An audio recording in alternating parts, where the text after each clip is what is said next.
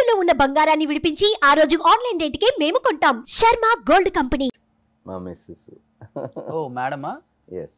Okay. Love మ్యారేజా sir? కాదండి, arranged marriage. Okay. వాళ్ళది కూడా చెన్నై. మేడం మిమ్మల్ని అర్థం చేసుకొని పెళ్లి చేసుకున్నారా, లేకపోతే మీరే మేడం అర్థం లేదండి, ఇద్దరు. ఇట్స్ స్పిరిచువల్ మ్యాచ్ అండి, absolutely spiritual match. So madam కూడా క్రిస్టియానిటీ. ఏమైనా టర్మ్స్ అండ్ కండిషన్స్ పెట్టుంటారు కదా? లేదండి, అలాగనే ఏం లేదు. Out of industry. Out of industry అండి. దే ఆర్ బిజినెస్ ఫ్యామిలీ అండి. ఓకే. సో మా మావయ్య గారు, రజనీకాంత్ గారు, they are friends from 40 years. Okay. మావయ్య గారి పేరు ఫ్రెడీ విన్సెంట్. ఓ. So is a big business man. వాళ్ళకి ఫ్యాక్టరీస్ ఉన్నాయి చెన్నైలో. ఓకే.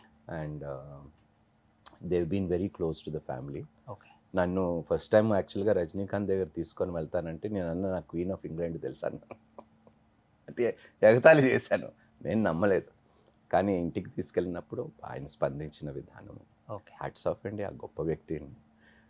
నేను ఇదా అంటాను, ఏ మనుషుల్లో కూడా అంత హ్యూమిలిటీ నేను చూడలేదు. రజనీకాంత్ దగ్గర చూసిన తగ్గింపు, సింప్లిసిటీ నా జీవితంలో ఏ మనిషి దగ్గర నేను చూడలేదండి. అందుకని ఆయనని చాలా ఇష్టపడతాను రజనీకాంత్ గారు. అంటే ఏ విషయంలో పర్టికులర్గా? అన్ని విషయంలో అండి.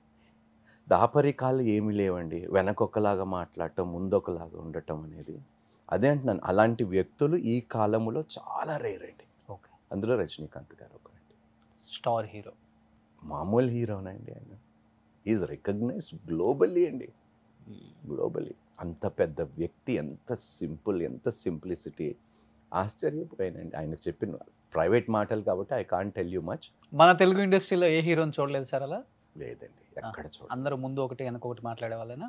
అది మీకే తెలియాలి రోషన్. అంటే ఎక్కడ చూడలేదు అంటే ఇంటర్వ్యూ ఎక్కువ ఇంటరాక్ట్ కాలేదు అంటే why carry an attitude. Exactly. ఇప్పుడు లైట్ బాయ్ ఉన్నాడు, వాడి పని వాడు చేసుకుంటున్నాడు.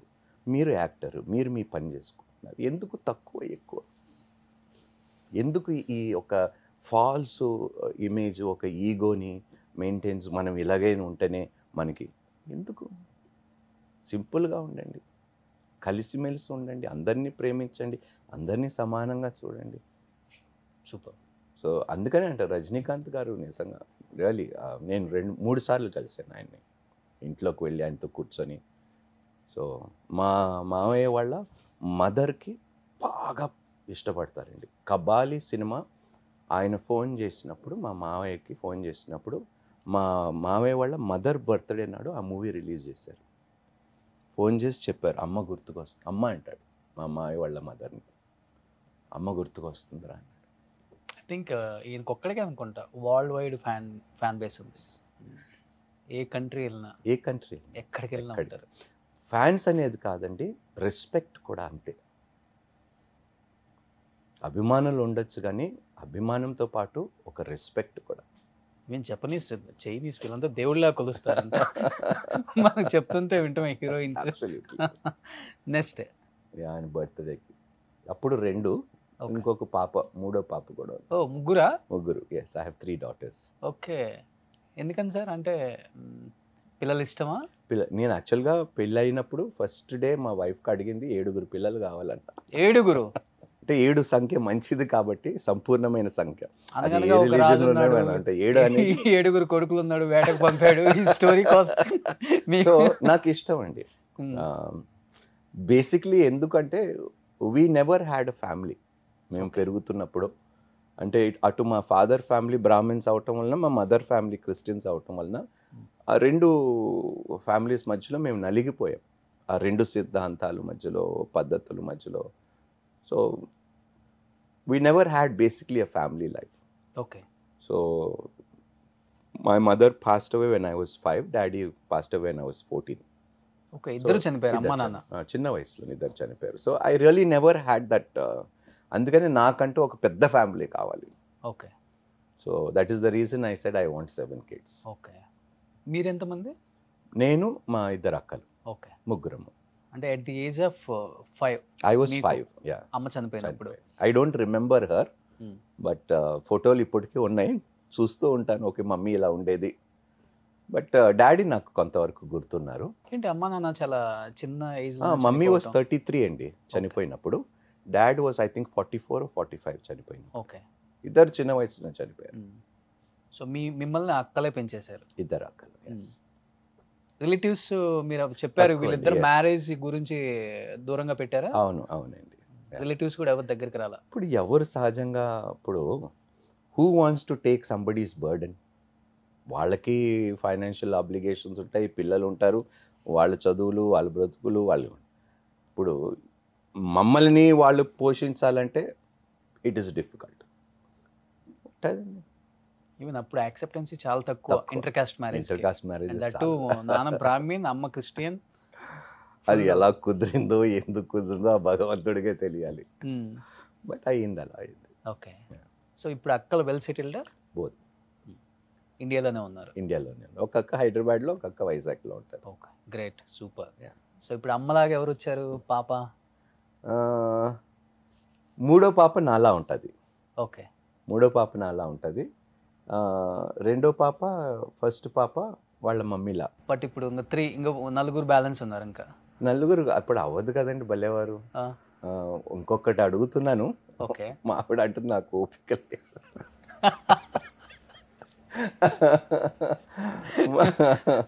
బట్ నాకు ఆశ అట్లీస్ట్ 4 కంప్లీట్ అయిపోతే బాగుంటుంది అనేది. ఓకే. అంటే 4th అబ్బాయి కావాలని అలాగని ఏం లేదండి. ఐఎమ్ బై గాడ్స్ గ్రేస్ మా పిల్లలకి వెనక్కి తిరిగి చూడవలసిన అవసరం లేదండి. వాళ్ళు అంత సంపాదించేశారు బై గాడ్స్ గ్రేస్. మీ పిఏగా పెట్టుకోండి సార్. అరే భలేవారు, నీకే 10 మంది ఉన్నారయ్యా. వస్తుంది రోషన్, ఇక్కడ వస్తా. I believe it. Okay. You will see amazing days in the future. Super. మీరు రాజా గారు చెప్పారంటే అయిపోద్ది.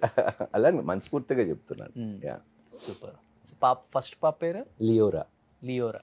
Second Eliana. థర్డ్ ఇలియానా కాదు, Eliana. Okay. Third is Amelia. చాలా డిఫరెంట్గా ఉంది సార్ నేమ్స్.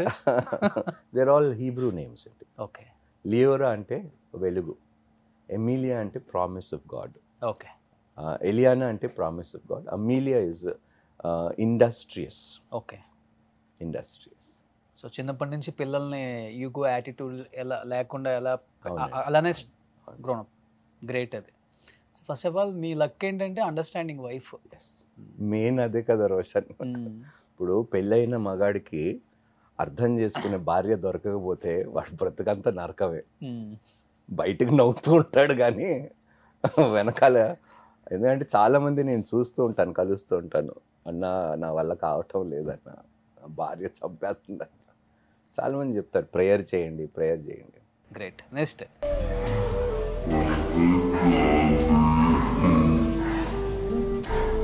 ఇది నేను హాస్పిటల్కి వెళ్ళి అక్కడి నుంచి కాల్ చేశాను.